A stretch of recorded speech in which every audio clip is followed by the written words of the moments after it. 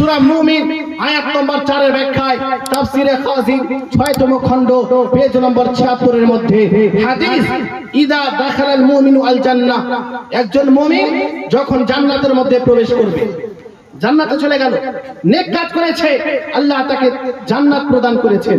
জান্নাতে যাওয়ার পরেও এবার সে কি করছে? জান্নাতে গিয়ে সে বলছে আইনা আবি, এই জান্নাতের মধ্যে আমার পিতা কই? পিতাকে দেখতে পাচ্ছি না। আইনা উম্মি, আমার মা কই জান্নাতে? আইনা ওয়ালাদি, আমার সন্তান জান্নাতে কই? আইনা জাওজি, আমার স্বামী কই, আমার স্ত্রী কই? একজন জান্নাতি জান্নাতে গিয়ে নিজের পিতাকে খুঁজছে, নিজের মাকে খুঁজছে, নিজের সন্তানকে খুঁজতেছে, নিজের আপনার কি বলে স্বামী অথবা স্ত্রীকে খুঁজছে। প্রশ্ন করা হলো, সে বলছে যে হে আল্লাহ, আমার পিতা কই জান্নাতে, আমার মা কই, আমার সন্তান কই? তো তাকে জবাব দেওয়া হচ্ছে, ফায়ুকালু, তাকে বলা হচ্ছে আন্নাহুম লাম ইয়ামালু আমালাক, হে আমার বান্দা শোনো, তুমি যাদের ব্যাপারে জিজ্ঞাসাবাদ করছো তারা তোমার মতো দুনিয়াতে নেক কাজ করেনি। তুমি তো নেক কাজ করেছো, কিন্তু তোমার পিতা তোমার মতো নেক কাজ করেনি, বা তোমার স্বামী তোমার মতো নেক কাজ করেনি, বা তোমার স্ত্রী তোমার মতো নেক কাজ করেনি, ফলে তাদেরকে আমি জান্নাতে দিইনি, তাদেরকে জাহান্নামে দিয়েছি। এবার বান্দা কি বলছে শুনুন, বান্দা বলছেন ইন্নী কুনতু আমালুল লি ওয়া লাহুম, হে আমার প্রতিপালক, আমি যেমন ভাবে দুনিয়াতে আমার নিজের জন্য নেক আমল করতাম, তদ্রূপ ভাবে আমার পিতা মাতার জন্য, আমার সন্তানের জন্য বা আমার স্ত্রীর জন্যও নেক কাজ করতাম।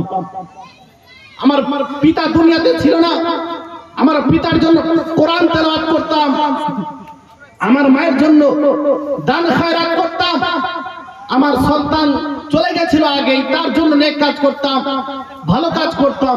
তো এই যে আমি তাদের জন্য দান করেছি, তাদের জন্য খেরাত করেছি, তাদের জন্য মানুষের সহযোগিতা করেছি, তাদের কবর জিয়ারত করেছি, তাদের জন্য যে নেক কাজ করেছি, তো এই যে তাদের জন্য আমি নেক কাজ, তো আমি যে তাদের জন্য নেক কাজ করেছি, ওই নেকি কোথায় গেল? আমি তো কোরআন তেলাওয়াত করেছিলাম আমার বাবার জন্য, আমি তো কবর জিয়ারত করেছিলাম, আমি তো দান করেছিলাম, খেরাত করেছিলাম, তো এই নেকি গুলো কোথায় গেল?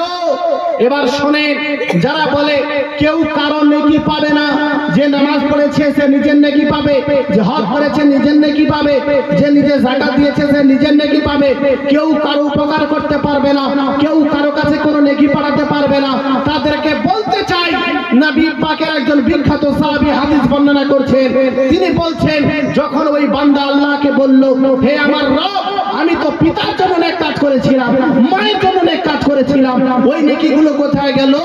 তখন আল্লাহ পাক নিজের ফেরেশতাদেরকে বলছেন উদখুলুহুমুল জান্নাহ, হে আমার ফেরেশতারা শোনো, আমার বান্দা যাদের ব্যাপারে বলছে দুনিয়াতে সে তাদের জন্য নেক কাজ করেছিল, পিতার জন্য নেকির কাজ করেছিল, মায়ের জন্য নেকির কাজ করেছিল, যাদের জন্য দুনিয়াতে নেক কাজ করেছিল তাদের সবাইকে নেকি প্রদান করে উদখুলুহুমুল জান্নাহ, সবাইকে জান্নাত দিয়ে দাও, বলেন সুবহানাল্লাহ।